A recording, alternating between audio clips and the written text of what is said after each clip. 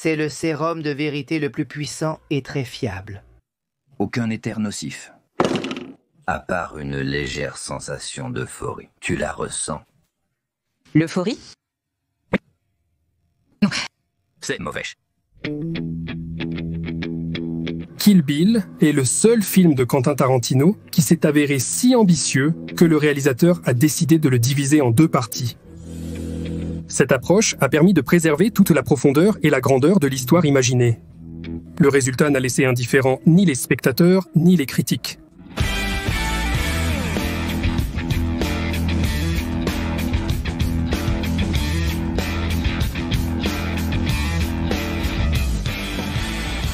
Les 2 parties ont acquis un statut culte et sont encore considérées comme l'un des travaux les plus marquants de la carrière de Tarantino. Mais, malgré tout l'amour que les spectateurs portent à ce film, beaucoup, y compris les critiques de cinéma, ont du mal à répondre à la question de savoir quelle est l'idée principale de ce long métrage.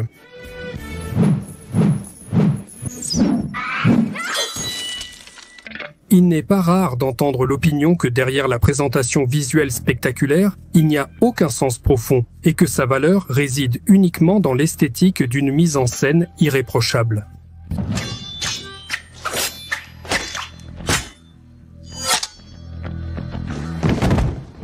Cependant, j'affirme que Tuer Bill est l'un des films les plus philosophiques et profonds de Quentin Tarantino. Dans cette vidéo, je vais partager mon point de vue sur ce qui rend cette histoire si particulière. À première vue, de nombreux dialogues ou scènes peuvent sembler aléatoires ou insignifiants, mais je vous assure qu'il n'y a rien de superflu dans ce film. Chaque conversation, chaque geste et chaque symbole sont non seulement chargés de sens, mais aussi unis par une idée clé qui traverse tout le récit.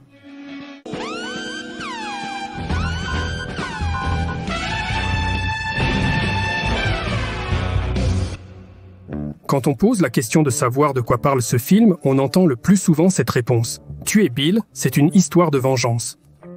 Et en effet, il est difficile de ne pas être d'accord avec cela. C'est l'histoire d'une femme trahie et laissée pour morte, mais qui a survécu pour détruire tous ceux qui ont ruiné sa vie et se venger du principal méchant, Bill. Et là-dessus, on pourrait penser que tout est dit si ce n'était pour la fin. Ensuite, je vais parler des films Tuer Bill et Tuer Bill, 2 comme d'une seule œuvre complète, divisée en 2 parties. Ainsi, tout au long du film, Tarantino nous mène vers un dénouement attendu où, selon tous les codes du genre, l'affrontement final entre Béatrix et Bill doit avoir lieu. Entre le bien et le mal, la vengeance doit s'accomplir et la justice triompher. Mais au lieu de ce combat épique, il s'ensuit une conversation de près d'une demi-heure avec des références aux super-héros. Comme tu le sais, je suis un fan de bande dessinée. Qui se termine par une altercation d'1 minute pendant laquelle les héros ne se lèvent même pas de leur chaise.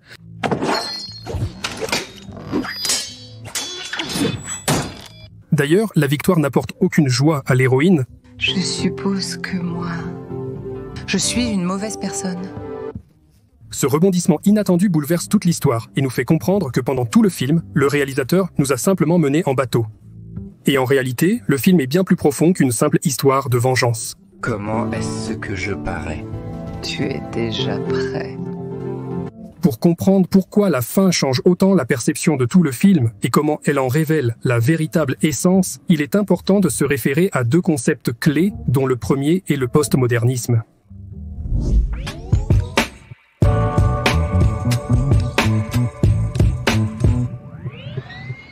Si vous vous êtes intéressé à l'œuvre de Quentin Tarantino, vous avez sûrement entendu dire qu'il est souvent associé au concept de postmodernisme.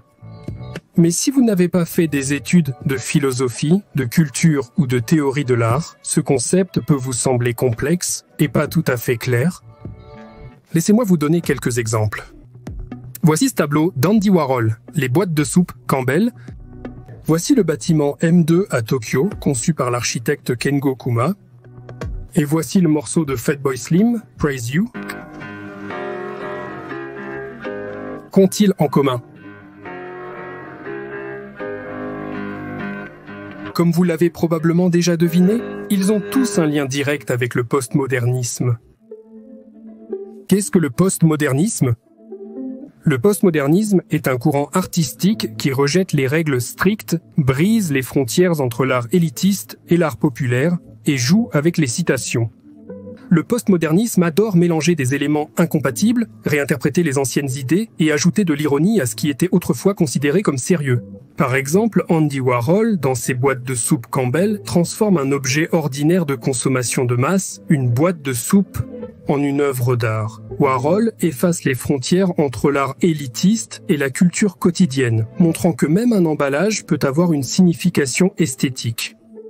Dans le bâtiment M2 à Tokyo, Kengo Kuma utilise des éléments de l'architecture de la Grèce antique et des éléments de l'esthétique japonaise classique en les mélangeant avec des formes modernes. La façade du bâtiment ressemble à un puzzle complexe où le passé et le futur se rejoignent en une seule entité. Et enfin, le morceau Praise You de Fatboy Slim, comme tout l'album, il est littéralement tissé d'échantillons empruntés, de fragments sonores et de vieilles chansons, retravaillés dans un nouveau contexte musical.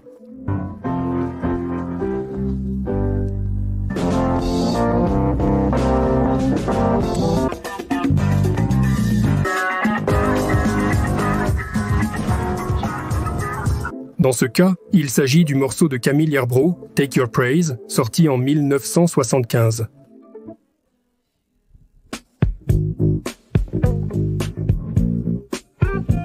Quentin Tarantino fait au cinéma la même chose que Warhol, Kuma et Fatboy Slim.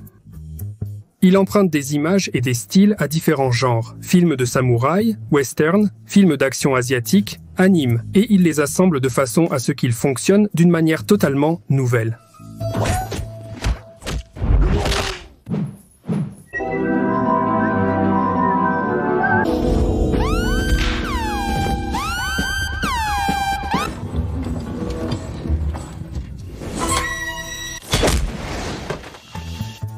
Ces films ne sont pas simplement une collection de références, mais un véritable jeu avec le code socio-culturel, où les éléments familiers prennent une nouvelle résonance.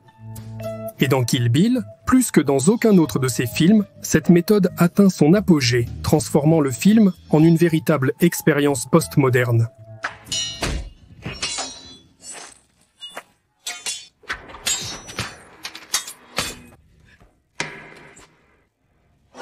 Et ce qui est surprenant, tout cela fonctionne même si vous n'êtes pas directement familier avec les styles que Tarantino a réinterprétés dans ce film. Vous n'avez pas besoin de connaître tous les styles architecturaux pour admirer le bâtiment M2. Vous n'êtes pas obligé de connaître chaque chanson originale dont Fatboy Slim a utilisé des extraits pour créer son morceau afin d'apprécier sa musique.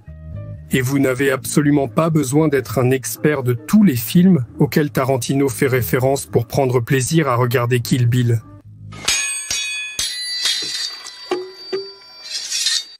Chacun de ces éléments possède en soi une esthétique unique, et derrière chacun d'eux se cache tout un univers riche de ses propres histoires, symboles et émotions. C'est précisément pour cela que l'œuvre finale est si éclatante et riche, les formes deviennent expressives et les sons d'une grande richesse de timbre. C'est un film qui fonctionne simultanément à tous les niveaux, alliant la simplicité de la perception à la profondeur de l'intention. Si le postmodernisme est plus ou moins clair, passons alors au concept clé suivant, la déconstruction.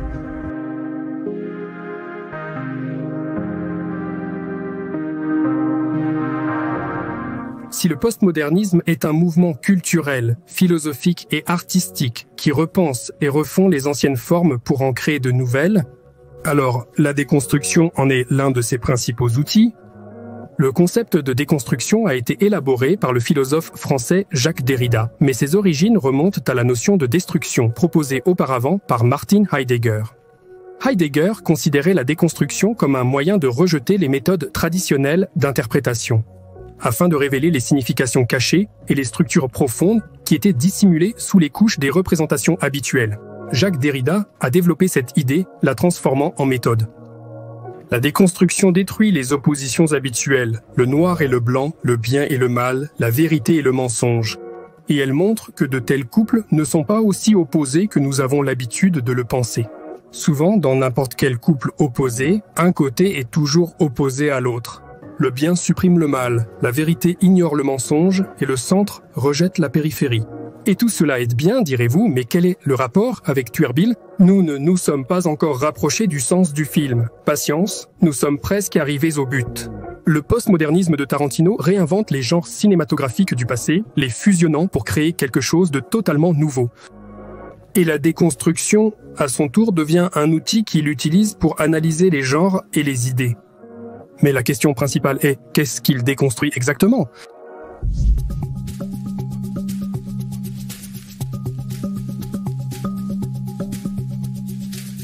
Le film commence par la mention d'un proverbe. La vengeance est un plat qui se mange froid. Notre héroïne s'appelle Béatrix Kiddo. Tout le film la conduit vers son objectif, se venger de Bill et de tous ceux qui étaient avec lui pour cet acte inhumain qu'ils ont commis. Cependant, Tarantino nous prive délibérément d'une image complète de ce qui s'est réellement passé. Nous ne découvrons les détails que vers la fin, où, selon toutes les règles du genre, une bataille épique entre le bien et le mal doit avoir lieu. Mais, au lieu du combat final, nous assistons à une sorte de règlement de compte familial. Arrête, maman!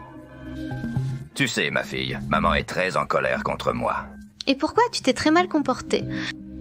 Quand Bill injecte le sérum de vérité à Béatrix, ce n'est pas juste un élément de l'intrigue. Touché! C'est quoi cette saleté? C'est le sérum de vérité le plus puissant et très fiable. À ce moment-là, Tarantino s'adresse directement à nous, les spectateurs. C'est comme s'il mettait le film en pause pour comprendre ce qui se passe et obtenir des réponses honnêtes. Pour arriver jusqu'à moi, tu as tué des gens et tu as pris du plaisir à le faire. Vous avez parcouru tout ce chemin avec l'héroïne, vous l'avez regardé détruire sans pitié des dizaines de personnes, cela vous a diverti, peut-être même impressionné. Oui. Et, pour être honnête, la réponse sera affirmative. Et alors, le réalisateur semble nous poser la question principale. Êtes-vous sûr que tout cela concerne le bien et la justice, ou peut-être que le bien et le mal ne sont pas si faciles à distinguer ici? Ce moment nous oblige à regarder le film d'un tout autre point de vue.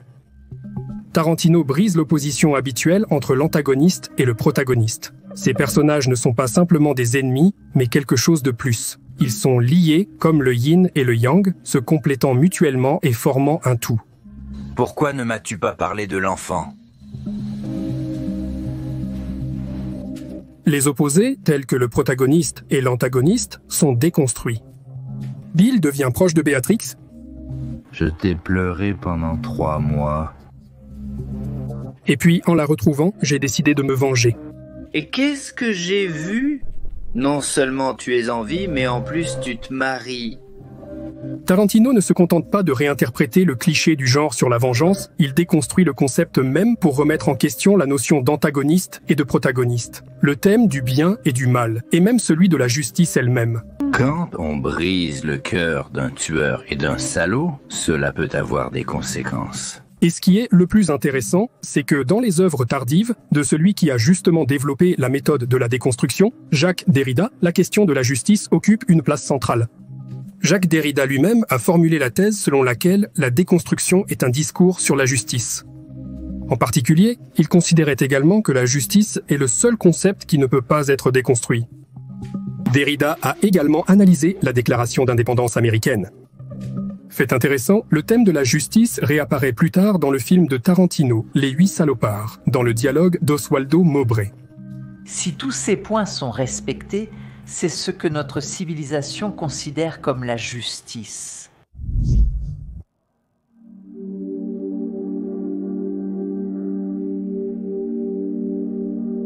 Comme je l'ai déjà mentionné, la déconstruction, l'idée de vengeance, se reflète également dans d'autres personnages et leurs dialogues. Par exemple, dans le personnage de Jenny Bell, alias Vernita Green. Lorsque Béatrix vient voir Vernita Green, elle sait parfaitement que celle-ci a une fille. Tarantino attire notre attention sur le moment où elle voit le bac à sable et les jouets, ce qui indique clairement qu'elle a des enfants.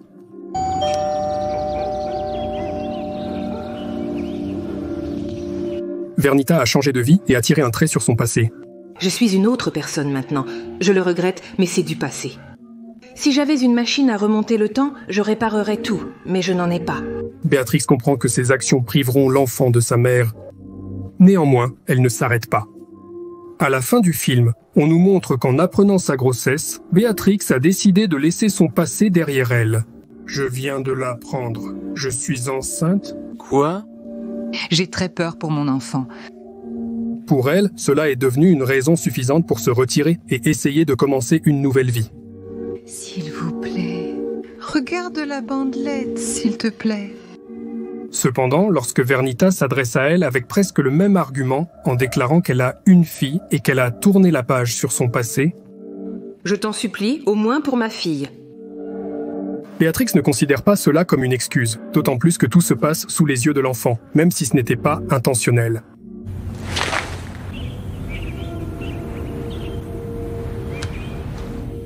Aux yeux de la fille de Vernita Green, Béatrix devient le mal absolu. Elle est désormais l'antagoniste qui a détruit sa famille.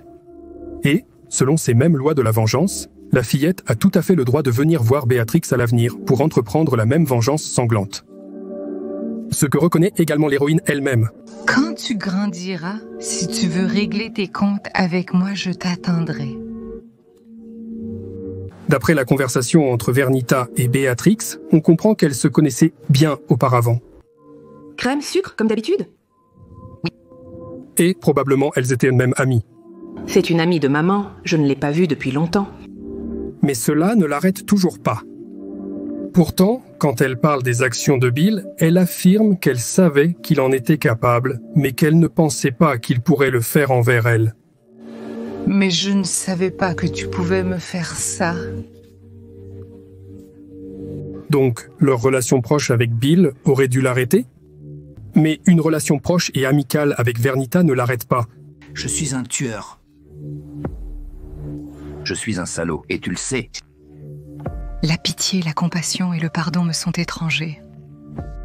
Tarantino montre comment la vengeance brouille les frontières entre le bien et le mal, la victime et l'agresseur. Bud en parle aussi, en soulignant que le guerrier et son ennemi, c'est-à-dire l'antagoniste et le protagoniste, entretiennent une relation particulière. Les guerriers et leurs ennemis ne peuvent pas vivre l'un sans l'autre. Ces paroles trouvent également confirmation dans la scène où il pose une question directe à Ellie Driver. Et maintenant, puisque ton ennemi est mort et ne viendra plus sur le champ de bataille, qu'est-ce que tu ressens exactement? Qu'as-tu ressenti? Du soulagement? Ou des regrets? Ellie répond honnêtement parce qu'elle sait que Bada ne sera bientôt plus là et que ses mots resteront avec lui pour toujours. Des regrets. Bad dit aussi que Kido a le droit à la vengeance. Elle a mérité son droit à la vengeance. Nous méritons la mort. Il reconnaît que son ennemi a raison, mais en même temps, il montre qu'elle ne vaut pas mieux. Mais d'un autre côté, elle aussi. Au fait, il y a un détail intéressant concernant l'épée de Bad, celle que son frère lui avait offerte autrefois. Quand Bill demande à propos de l'épée, Bad affirme qu'il l'a mise en gage. Je l'ai mise en gage il y a longtemps. À El Paso, ils m'en ont donné 250 $. Mais plus tard, après la mort de Bud, on voit ce sabre dans sa caravane.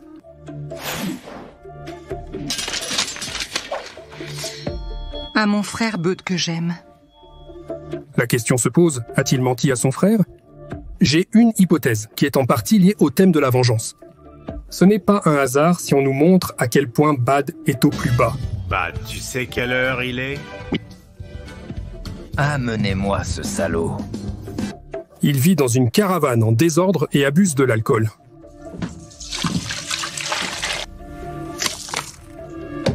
Et il fait un travail humiliant. Je suis videur dans un bar de striptease, Bill.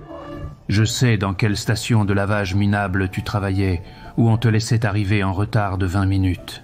La scène où son patron le force littéralement à nettoyer les toilettes met en évidence à quel point il est tombé bas.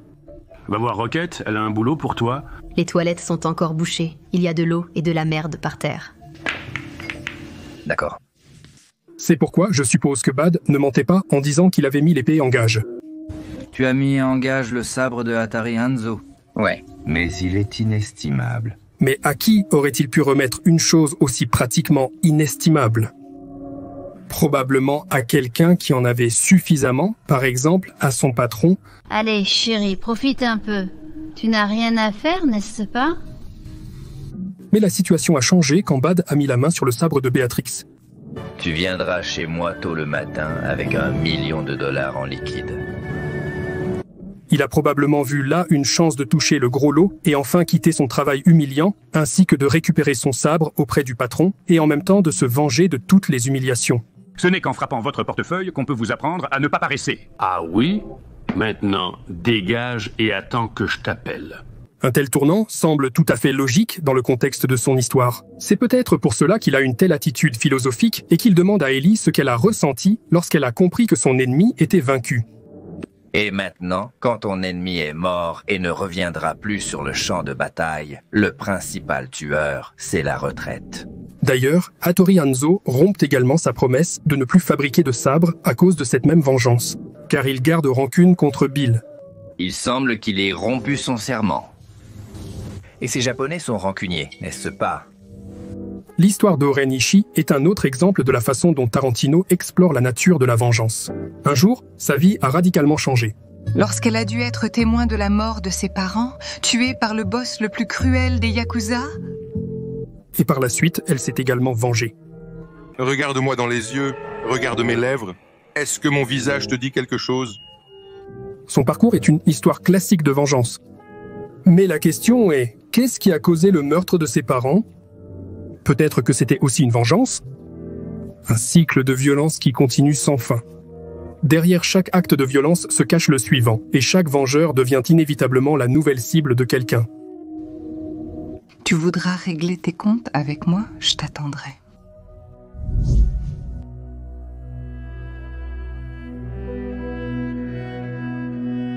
Tuer Bill n'est pas simplement un film sur la vengeance, c'est une déclaration post-moderne qui brise les cadres habituels du genre et repense les relations entre le bien et le mal, le héros et le méchant. En montrant à quel point ces notions sont entremêlées, le film pousse à réfléchir à une notion de justice plus profonde. Quentin Tarantino montre que ces catégories sont liées par des relations étranges, parfois contradictoires. La vengeance devient ici un instrument pour explorer la cyclicité de la violence, l'illusion de la justice et l'interdépendance des opposés. Le génie de Tarantino réside dans le fait qu'il explique ces concepts philosophiques complexes à travers des dialogues simples et accessibles. Même si le spectateur ne connaît rien au postmodernisme ou à la déconstruction, il en ressent l'essence grâce à des images vives et mémorables. Ces scènes fonctionnent à deux niveaux. Ceux qui préfèrent profiter de la forme prennent plaisir à l'esthétique visuelle et dramaturgique. Et ceux qui creusent plus profondément sont impressionnés par le contenu et par la manière dont le réalisateur insère magistralement des idées philosophiques dans des conversations apparemment simples. C'est cela qui rend Tuer Bill universel et accessible à tous, tout en étant un film profondément philosophique. Si vous aimez les analyses des films de Quentin Tarantino, vous pouvez dès maintenant influencer les prochaines critiques sur cette chaîne. Votre like est un vote pour que ce genre de vidéo continue à sortir. Plus cette vidéo aura de likes et de vues, plus il y a de chances que j'analyse un autre chef-d'œuvre de Quentin Tarantino dans la prochaine. Et vous pouvez écrire dans les commentaires quel film vous aimeriez voir analyser la prochaine fois. Je tiendrai certainement compte de vos suggestions lors du choix. Si vous souhaitez soutenir la chaîne et contribuer à ce qu'il y ait plus de critiques comme celle-ci et que leur qualité ne cesse d'augmenter, vous pouvez rejoindre notre communauté sur Patreon ou Boosty. C'est notamment grâce à ces personnes dont vous voyez les noms à l'écran en ce moment.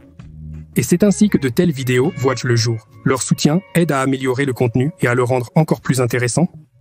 Et si vous êtes ici pour la première fois, jetez un œil à la playlist des films de Tarantino déjà analysés qui devrait apparaître sur votre écran en ce moment.